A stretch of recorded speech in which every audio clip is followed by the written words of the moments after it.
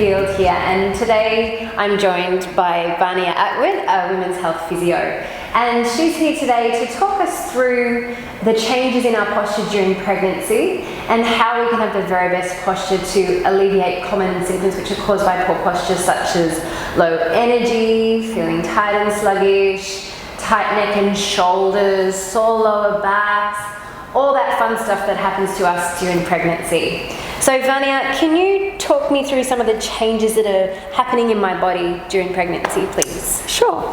So starting from the top and working down, some of the first common things that we find is that because the belly is expanding, the back needs to change. So we'll get a drop through here, so the shoulders tend to come forwards.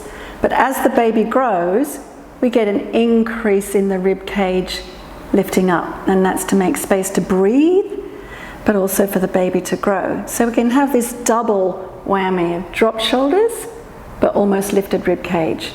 Moving down the spine, we tend to find that the size and the weight of the baby brings the pelvis backwards and the spine further forwards. And that's because of the weight of the baby. And then we compensate with the upper back from the lower back to keep our posture and to maintain being upright and balanced, which is why we often feel really off balance as we get bigger and bigger. This is really uncomfortable. Okay, so going back to your alignment. So how can we do things to help that? Do we start at the top and work down, or we start at the bottom and work up? Generally like to start at the bottom and work upwards. We need to be aware of the different ways that our muscles can help us and how to allow muscles to relax to allow the spine to move into better positions. So Melissa, just standing how you feel comfortable. And this should be perfect, shouldn't it? All right, so just looking at Melissa, she has a relatively really nice normal posture. So from the bottom, if she's in an increased arch for her back, she's going to compensate by opening there. So let's just go through some simple tuck and roll movements with soft knees to find the best alignment for that lower back and pelvis. And when she finds the best position, which is not too arched or too tucked, she's going to stay there. She's going to use her deep low belly muscle, transverse abdominis, or my favorite word is the baby hugging muscle, to keep that. So just let everything, keep your spine where it is, just let everything go. Yes, so you see how her abdomen changed. Now, use that deep muscle to gently draw away from my hands, that's enough.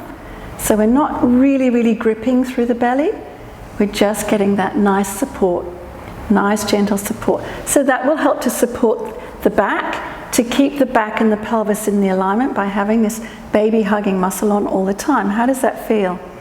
Good. All right, so we should be able to breathe, we should feel comfortable, and you'll practice this a lot. Sitting, standing, walking, everything else.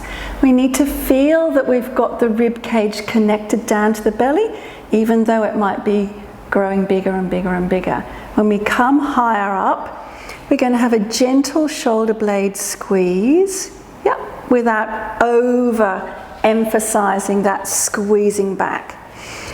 Lengthening up through the crown of the head gently.